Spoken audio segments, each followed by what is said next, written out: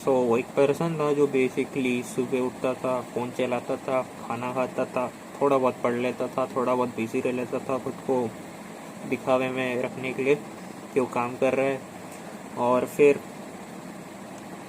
वापस खाना खा के टीवी देख के थोड़ा बहुत काम करके सो जाता था।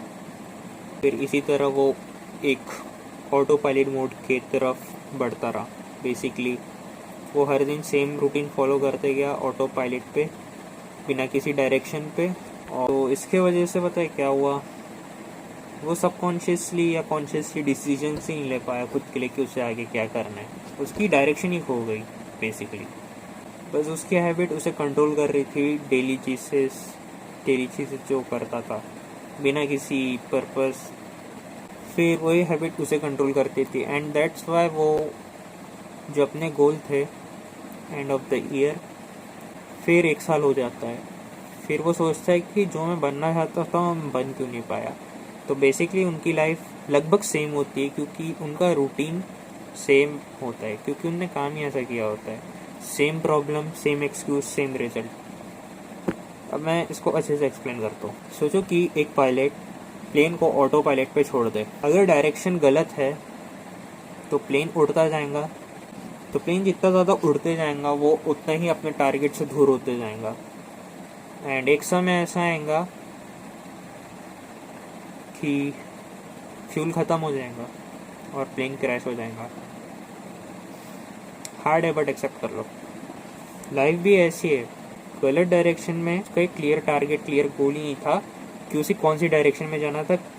जो उसने डेली बेसिस पे एक्शंस लिए, उसके वजह से वो उन चीज़ों को अचीव कर सकता है या नहीं भी कर सकता है। लेकिन अगर एक क्लियर गोल हो तो बेसिकली एक सही टारगेट जो तुम्हें हेल्प करता है उस टारगेट तक पहुंचाने के लिए। प्रॉब्लम ये नहीं है कि तुम किस डायरेक्शन में मूव कर रहे हो, मेरा मतलब ये है कि तुम हर दिन क्या इम्प्रूव कर रहे हो। क्या तुम बेसिकली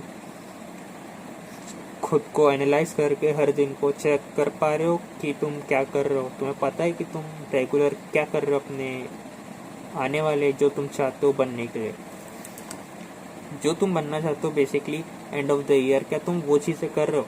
आज रात बस अपने आप से एक क्वेश्चन पूछो। अगर आंसर नो है तो बेसिकली शायद प्रॉब्लम मोटिवेशन की नहीं, ऑटो पायलट की है। So if you fix that, you will have a better idea to what to do, and if you know your direction you will land perfectly in that. But you need a step by step decision, you need to check yourself, and daily you need to build system habits.